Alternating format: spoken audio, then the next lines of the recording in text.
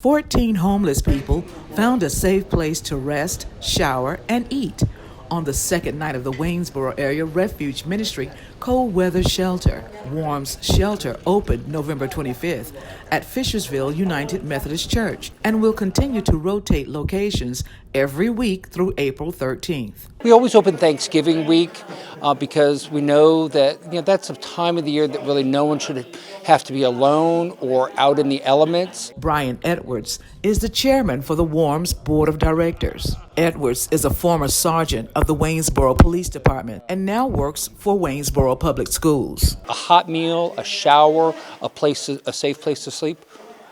I take that for granted every night. I think a lot of people take those things for granted every night, and here it's something special for them, and it shouldn't be. It should be something that that every human being should be able to have that.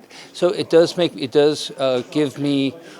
reassures me. It definitely goes with our ministry that we give people a loving, safe place to be. Warm's shelter manager, Robert Bell, says he's seen the number of homeless people grow in Waynesboro. The homeless services in this area grow is just tremendous, and it's all because of God. Bell says he was grateful watching Warm's guests eating and mingling. Thankfulness to God.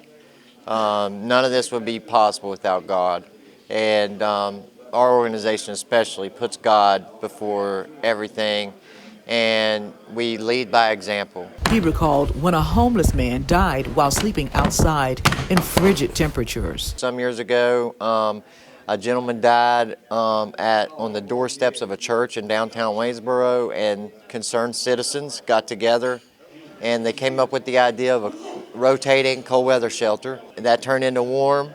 And now Warm has grown into an organization that is supported fully by volunteers and donations. Anthony Woodard was homeless, but recently he was able to take advantage of Warm services to obtain an apartment. Still, there are times when he needs a hot meal. The Warm shelter has done tremendously amount of good work for previous guests like myself and others with getting us housing, and they also helped us out with the place to stay warm, and so we wouldn't be out freezing, because I remember back in the mid and late 80s, if you were outdoors here, that's where you were at.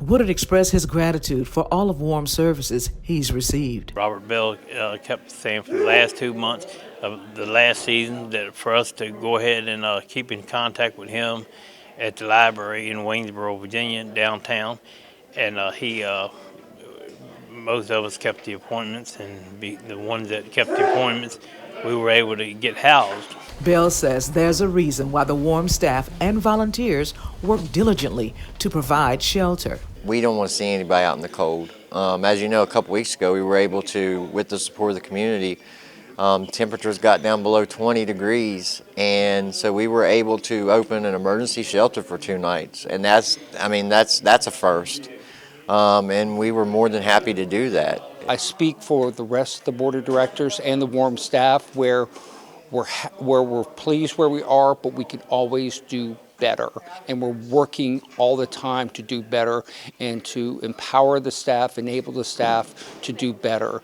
And we've seen that because we're able to add a couple weeks on to this year's cold weather shelter and go through the Easter holiday. But wait, Warm's portable shelter at Fishersville United Methodist Church did not start out like this. I was there when volunteers assembled cots, bedding, and food for the homeless. This is what goes into making the shelter happen, with volunteers and staff setting up the beds, making sure the bedding is placed on there, the beds are wiped down, all that good stuff. Bell says cleaning is a major part of setting up the shelter for Warm's guests. We want to try to treat this like it's our home. We want to make sure everything is sanitary and clean for the guests.